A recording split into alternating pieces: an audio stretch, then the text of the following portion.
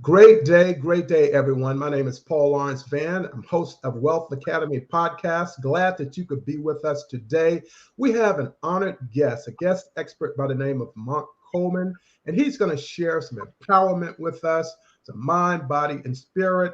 He's going to be talking about some things that will make a difference in your life, and I want to introduce him to you today. Monk, how are you doing today, my friend? I am doing so well. It's just All right. beautiful space. Thank you for having me on. Honored to have you. And of course, our mantra for the show is wealth is more than just money. And we say that, yes, we all need money to take care of our needs, but we also need love in our lives, compassion, relationships. We need goals, and we need things to look forward to and believe in something greater than ourselves. And that's what part of today's episode is all about. But before we get started, I want to start with the bio for Monk Coleman, and then we'll get started. Monk Coleman is a life coach to empower clients, and he does so by having ascended from the basement to a mission. And today he's going to talk a bit about that mission. And Monk is an empowerment life coach. He's also an author, meditation instructor, and get this, a 3 times natural pro physique bodybuilder. He has something for us all. And he's also just doing great things. And his life mission is to change the face of what it means to live a life of love, compassion, and spiritual awakening. And in today's climate with the pandemic and other things taking place, we can all use that. So without further ado, again, Monk Coleman, welcome to today's episode of Wealth Academy Podcast. Thank you so much. All right. So, Monk, let's talk a little bit about your experience from the basement, and now you're leading a mission, and this is part of your journey. It will lift the spirit of my podcast community. Please share what that journey is like for you, what was like for you. So when I talk about the basement, a lot of times, what do you mean the basement? The basement. So the basement is those low vibrational experiences. So when I was living a different type of lifestyle, the friends I had, the relationships that I had were very dysfunctional. And the things that I used to do were actually doing harm to the community and harm to others. So everything is a frequency. Everything is vibrating. Everything is moving. And I was living in such a low vibrational, I was having such a low vibrational experience that everything in that space was doing harm to me and to others. So this is the bottom of the barrel. This is the bottom. I stayed there for so long. So everybody that came into my life was a reflection of myself. Right? So all my friends, they were just different name reflection of myself. All my experiences brought pain to either myself or others or both. So when you're living from this space, everything is dysfunction. So the drinking, the drugs, the violence, the dysfunctional relationships, everything is bottom level. And this is the basement. And everybody's been there. Oh, yeah. At least for short periods of time. Right? So everybody's experienced that low, that basement type feeling. But when you start to live there, it starts to dictate your entire life. And this is where I was for about 20 years. I was in the basement. And when you live in the basement, you can't, even though you want to do something different, your experiences are going to reflect the frequency that you're at. So a lot of us in life, we want different things, but we are not a match to those things. We have to be a match to what we want, right? So you might want a healthy relationship, but you're not a match to a healthy relationship. So you're going to get what you're a match to. Yeah. So you look at alignment. There you go. Yes. So in order to get something better, you have to be something better. Yes. So, and there's a lot of blaming going on in the basement, right? Yeah. There's a lot of victim. There's a lot of playing the victim in the basement. Everything's happening to you. It's not your fault, right? So you were raised a certain way. This is why you act like this. You were treated a certain way. This is why you act like this. Yeah. So all your external experiences take the blame for your internal experience. And we just don't know how to get out of it. So somebody has to be to blame. It can't be us that's making, I was born broke. I was abused. I was this, I was that. These are all the things that justify us hurting ourselves even more, right? So we're justifying hurting or causing pain to ourselves even more, which doesn't make any sense, but it can't be us. We are no longer responsible for this because something happened to us. So that's the thing. Go ahead. Yeah, that talks directly to mindset. And of course, that mindset has to do with one's vision and how they see the world at that given moment. And so you really hit the nail on the head with that by stating you can't be great if you're not working to be great. You know, if you're down on your luck, it's because you're meeting people who are also down on their luck if you're thinking that way. And so those are very powerful information and expertise that you're providing to the listeners and viewers. Very powerful. So you know, we've all seen it. Certain people in our lives that always have certain relationships with people, and then they break up with that person, and then someone else will come into their life with a different name, but the same type of relationship. Yes. They haven't learned, they haven't healed from whatever they haven't. That experience didn't teach them anything. That's right. So they keep on switching out these people, but the same experiences over and over. I had someone that I know that's fairly close to me that had an alcohol problem. Right. And everywhere she went, she would blame that city, those people for causing her harm. So she would move to another city, the same exact thing would happen. So you know that saying, no matter where you are, wherever you go, there you are. Yes, it's about taking responsibility for everything that happens in your life. And until we do this, nothing great is going to happen to us. Yes. Yes, that reminds me of a quote I saw recently, and it stated that a lot of people want to change the world, but very few people want to change themselves. And that's what it sounds like with the young lady, you know, everything around it. Yep. So I think that the real main issue is with society in general, because I from my own personal experience, is that if you don't know who you are, how are you going to know how to live?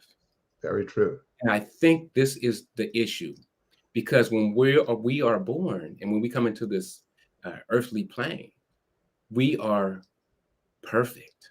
Yes. There's no judgment, right? Judgment. All you want is love and to be loved. Everything is new to you. You are not conditioned at this point.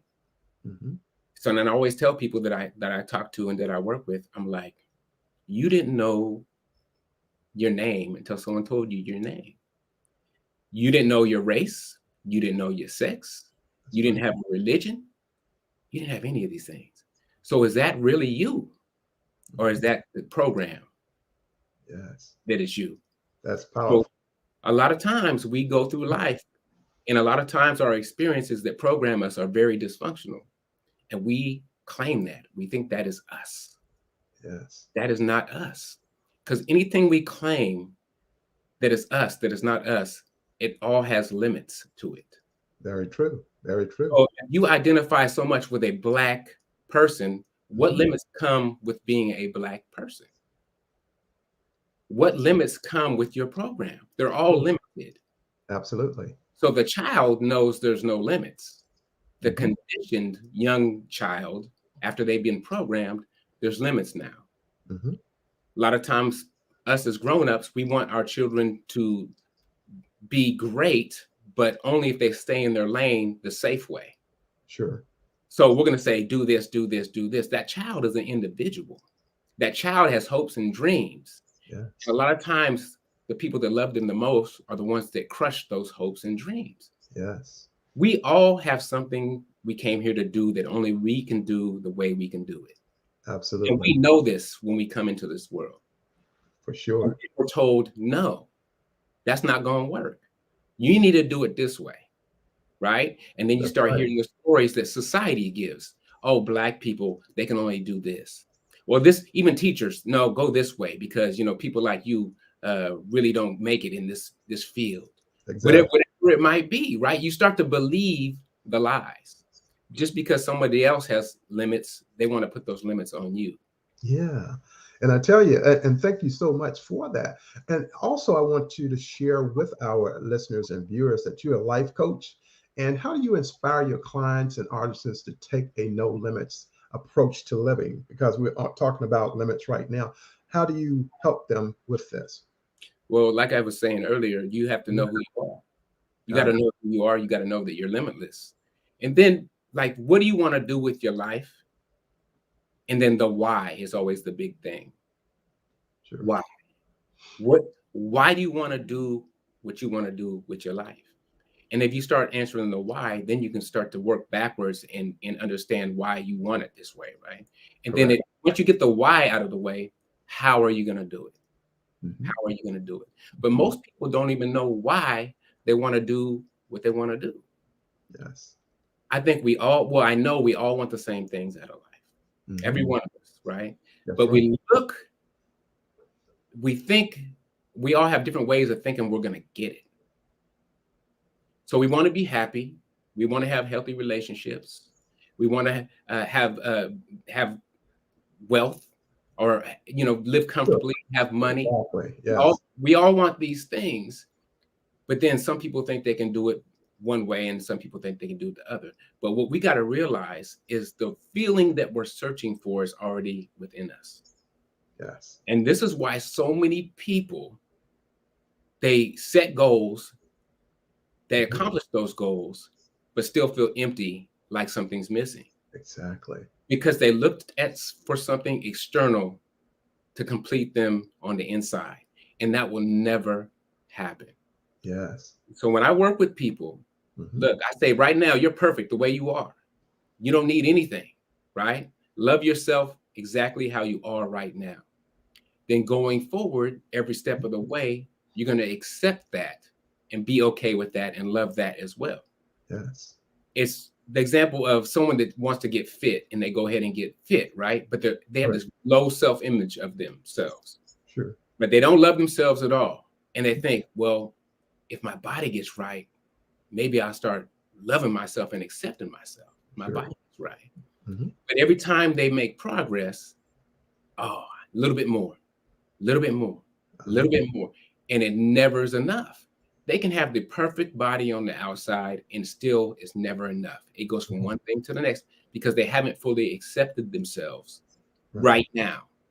So Right now. in essence, they've accepted the external aspect of what people or society says is good, but it's the internal is where it all derives from, and one must have happiness on the inside. In other words, have self-love. Right. No matter what.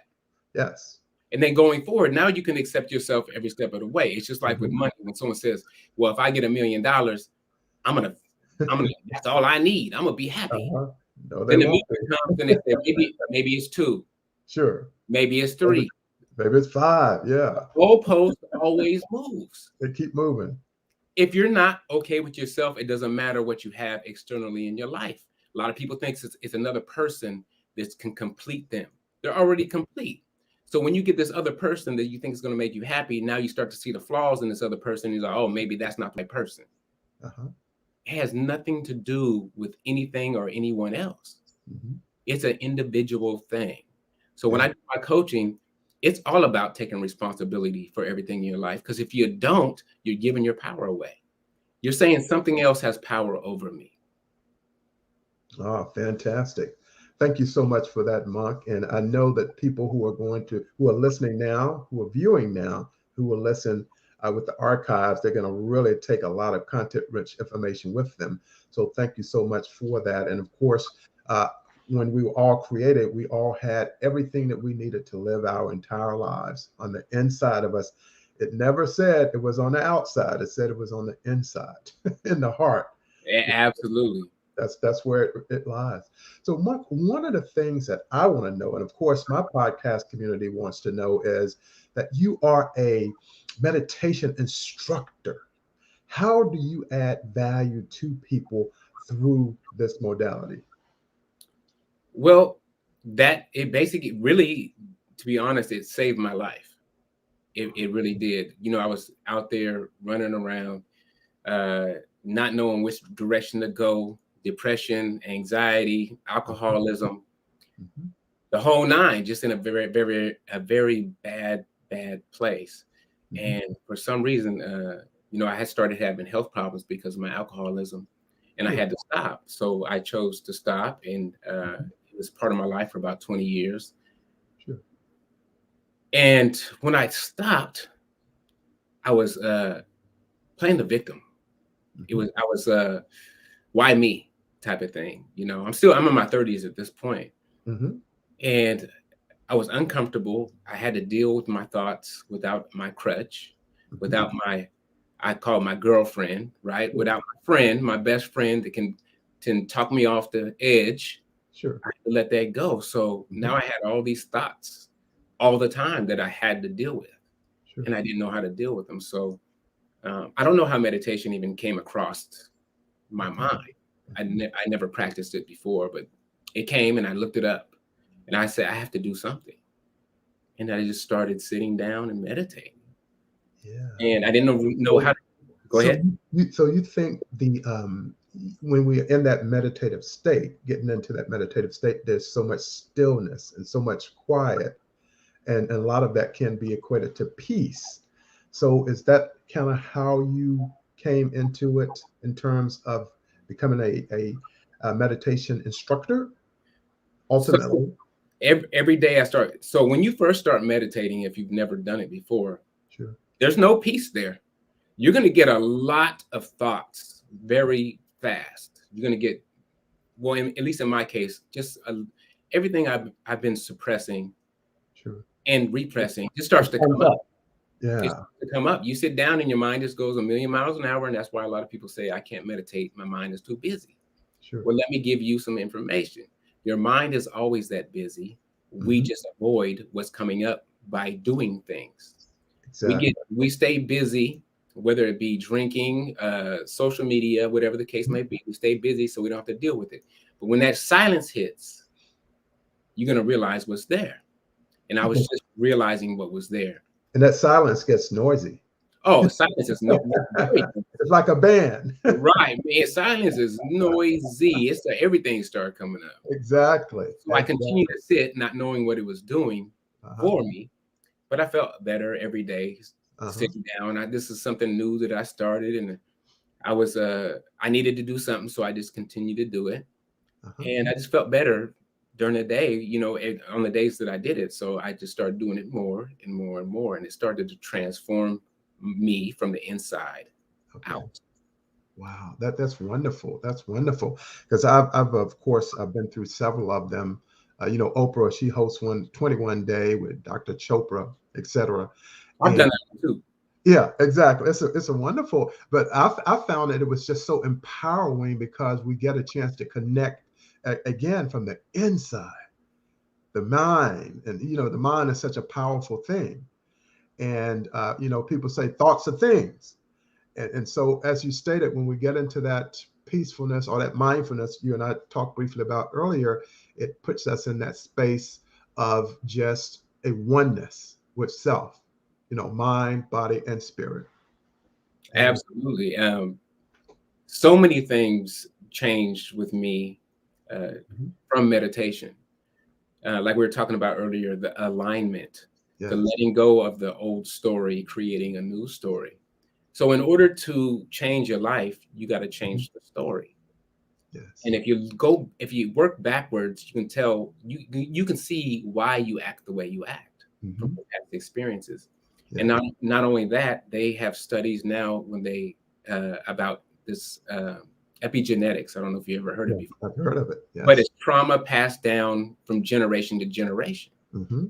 So you have trauma passed down from generation to generation. So you come in with trauma inside you in your DNA already, Already, and right? you In add the, on to in the that. chromosomes, yeah. Right. Then you add on to that from your own life experience. Yes. So to change out that story, sometimes it's, when they say it's hard to teach an old dog new tricks, it's because they've been replaying the story and solidifying the story their whole life. So the story is super real to them. So any type of new information is immediately shot down. Yes. But in order to change your life, you got to change your story. And meditation changed my story for me. It started to let go of that old story about what I can do, what I can't do. And I started to connect and started to love myself. Yes. And That's very important. I started to love others. I started to have compassion and empathy for other people. This is something I never had before because I was super selfish. So all my relationships ended because of, it takes two to tango, don't get me wrong, but I was selfish. I was selfish in everything that I was doing. And then I started to look at people like, I want to help people. I want to help people. And this just came organically. It came naturally. And not only that, I started to make a connection to all life. See, people don't, it's this simple when people are very judgmental about other people and other cultures. Sure. But we can't see our own culture and the hypocrisy that we live with. Right. So in China, eating dogs is okay. In America, you go to prison. Correct. Right? But we can do whatever we want to all these other animals because in this culture, this is our program. Sure. But we in Hinduism, their cows are sacred, right? That's correct. We don't care about their cows. Yeah. They're sacred cows all day long. Yes. But then we're going to jump on China for eating dogs. See the hypocrisy there. Yeah. These are just stories that we said these are true because of the environment we grew up in. Yeah. So I was making a connection to all the animals. So all the animals were like a dog to me now. Sure. Worthy of life, worthy of love, and understanding that these animals have feelings and families just like any other animal we care about does. Yeah. So the pig is smarter than a dog. They love their children. They want to live. All animals want to live. All animals have emotions. Yes, absolutely. So if they all have emotions, why is one more important than the other? Yeah, because I think about it when I look at, I have friends and they actually go out hunting. They hunt deer and birds, everything. But yet I have deer in my backyard. I love to watch them. I have birds in my backyard, squirrels, cats, and I'll just let them live because that's what they love to do. But I might have some friends from North Carolina where I grew up. They hunt, right? And I'm like, I'm not going to do that. You can't come to my backyard and shoot the deer back there, right? Right. Don't want that for sure. So, Monk, let's talk just a little bit about your spiritual awakening and you becoming a ethical vegan. To me, this is one of the most important things that the listeners can take right now, because what you're about to say is really atmosphere shifting. Please share your spiritual awakening and how it led to you becoming an ethical vegan. So through my meditation, I now realized that I was connecting with God self. Yes. God is not outside of you. That's God right. is inside of you. I keep telling people. and when you remove the stories and remove the blocks, sure, you have this real connection. I always talk about like having a dirty, corrosive battery, and then you take that wire brush and you clean it all off, put it back on. Now you got that connection, right? Yeah, that's you right. Got without anything interfering with that connection. Sure. Meditation brought me back to that connection. Ah. And just doing it every day for so many years, it strengthens that connection. Consistency. Right. And that's in my book. So, and the more you do something, the more it becomes a part of you. Yes. So you naturally start to wake up. You naturally start to have this. We're all spiritual beings. Some of us know it, some of us don't. Yes, having that earthly experience. That's it. Spiritual beings having a human experience. Yes. Just sitting reconnected me to that knowing, I should say. And then here's the thing: there's a lot of people out here that know things on a conceptual level. The concept, they know that, right? Even people that go to church, sure, people that in the spiritual community, conscious, this, that, and the other, but they don't have the actual experience. Yes. Yes. And for me, I was having the experience without knowing what was happening. Exactly. So I saw it different. I didn't know what was happening to me. Mm-hmm. So I didn't go somewhere and learn about something and then try to make that happen. It just happened. And then I learned about what was happening. Yeah. So you came into that consciousness. Right. I Yeah. started with my consciousness, my awareness, my frequency, and all these other things. When we want, and even information that's downloaded when you're at a certain level. So, Sure. like I said, you can only get things and receive things from where you're at. Exactly. So the example is you raise your consciousness, you raise your frequency.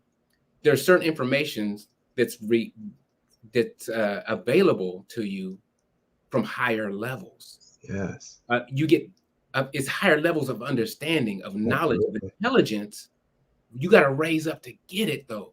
You can't just be down here or in the basement and think you're going to receive these things because you're not a match to it. Exactly. I think this is how the really influential people that came into this world, how they got their information, where there was no information. That's right. It was new information. Where did they get that new information? They went up and got it. Upper thoughts. Information's out there, Yeah. right?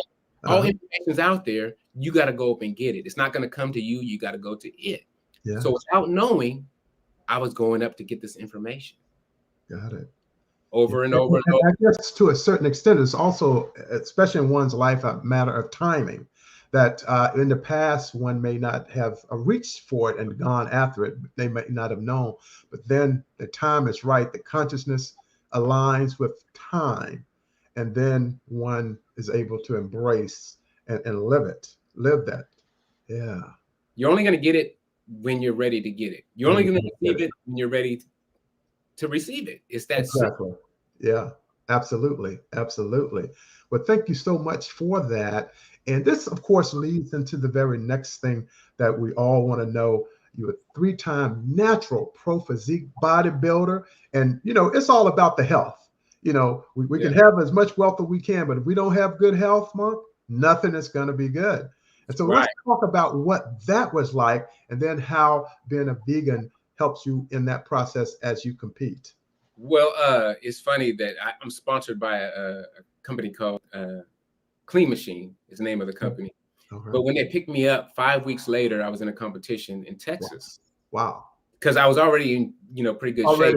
Like, you got 5 weeks to get ready. So I had to, start cutting and doing things like that. But I never intended on becoming a bodybuilder. Sure. But after I got into it, I was like, okay, let's roll with it. And I ended up in 3 different federations becoming pro. And I compete against young guys. Yeah. Well, I'm 51 and I compete against people in my 20s and 30s. Because in the natural federations, they don't have a lot of older men.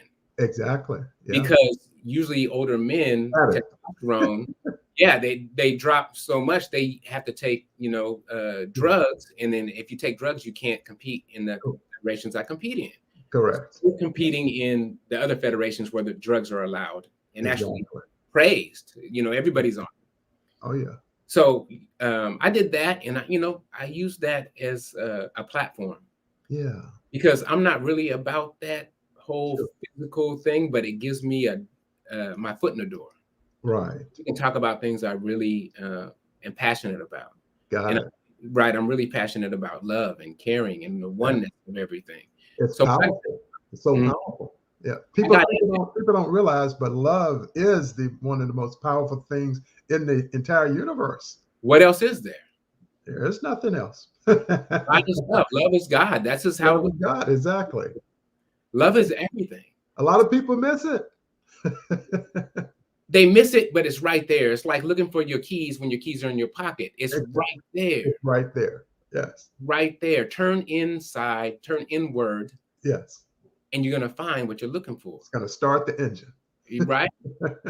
So for me, doing what I was doing as far as bodybuilding goes, it was a great experience. I just competed about a month and a half ago.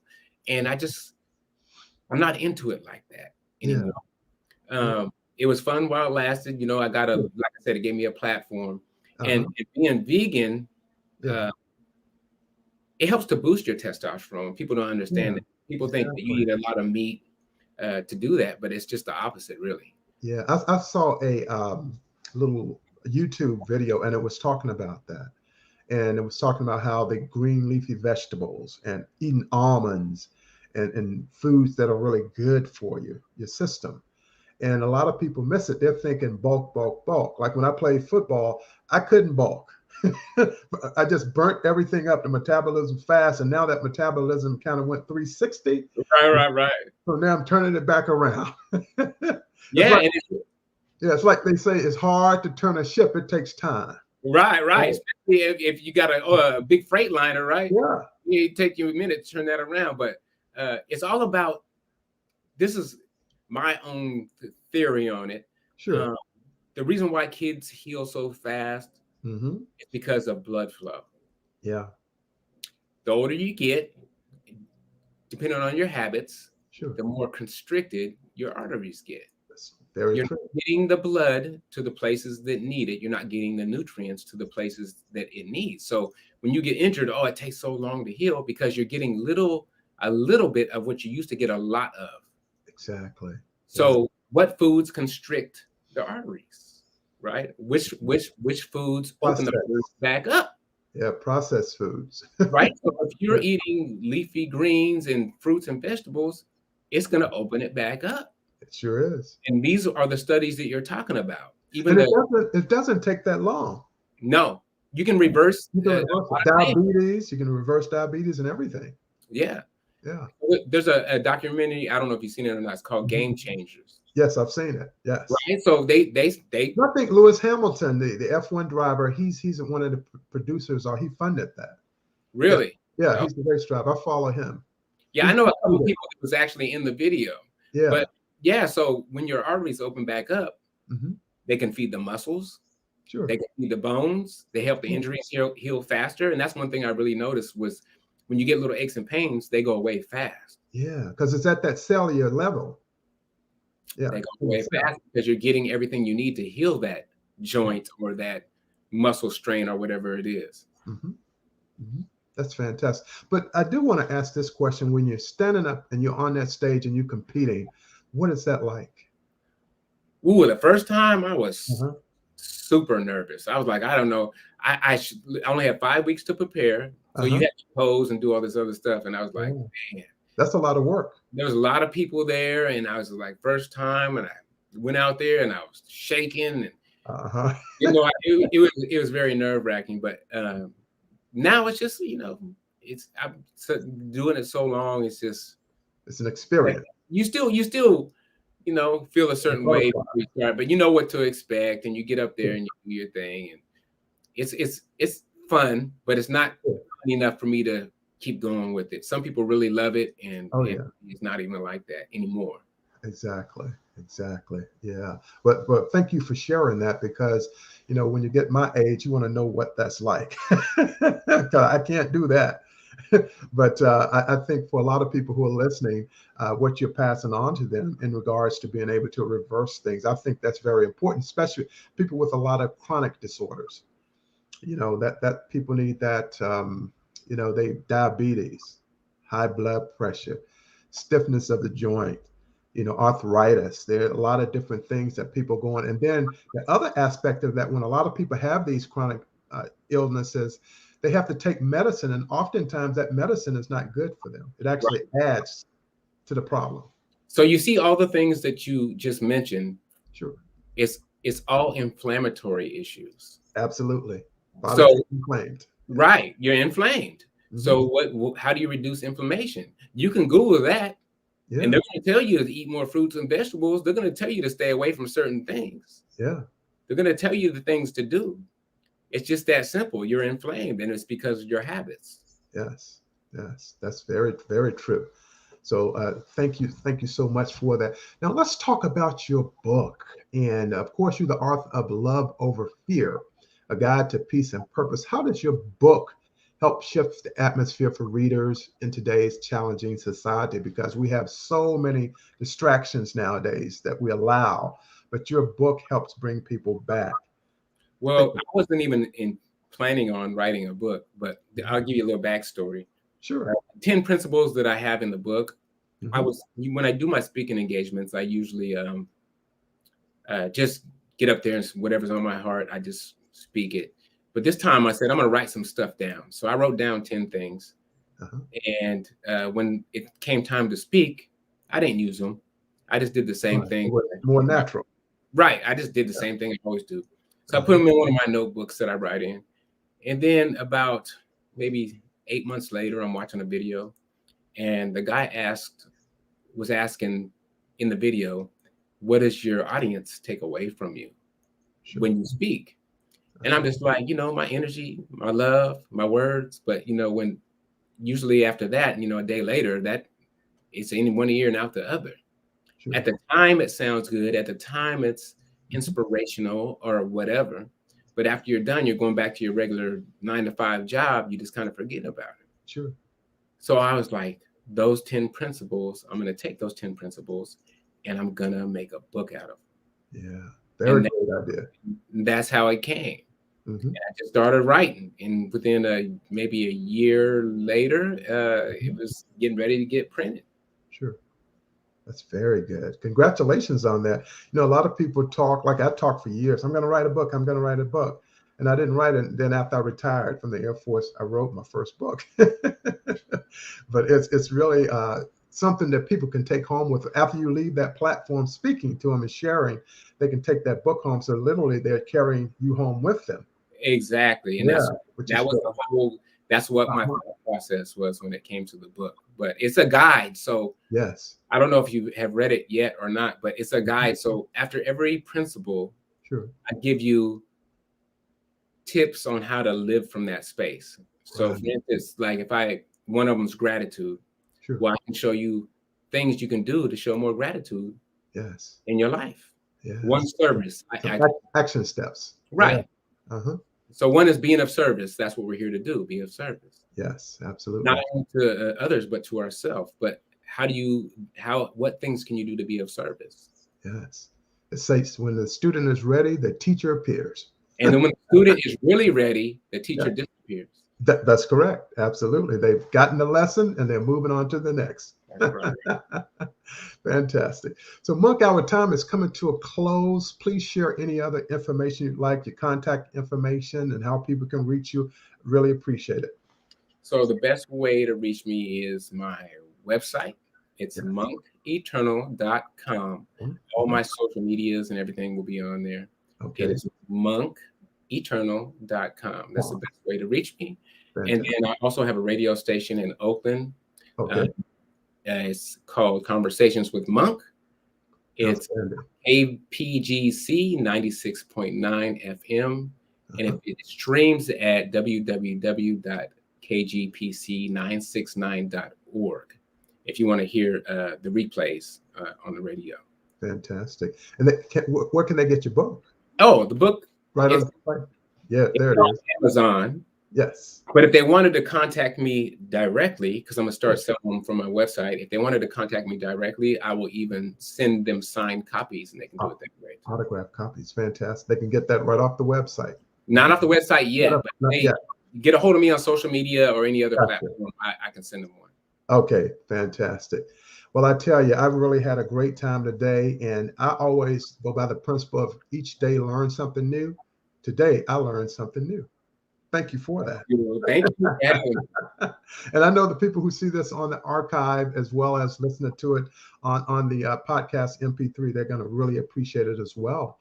And so thank you very much, Monk Coleman. You are an outstanding man doing great things, and many blessings to you and your family as well. Thank you. Thank you. All right. Thank you, my brother. And again, our guest today was Monk Coleman. He's doing some amazing things as you listen today. As I stated before, he's a life coach. He's an author, he's a meditation instructor, and he's a 3-time Natural Pro Physique Bodybuilder. He shares some great content-rich information with us today that we can apply to our lives, not tomorrow, not next week, but today. And that's really what this broadcast is all about.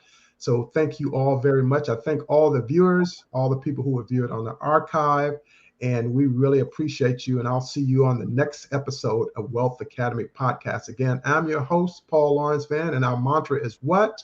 Wealth is more than just money. So Monk Coleman, thank you so much, my friend, and continued excellence in all that you do. Thank you.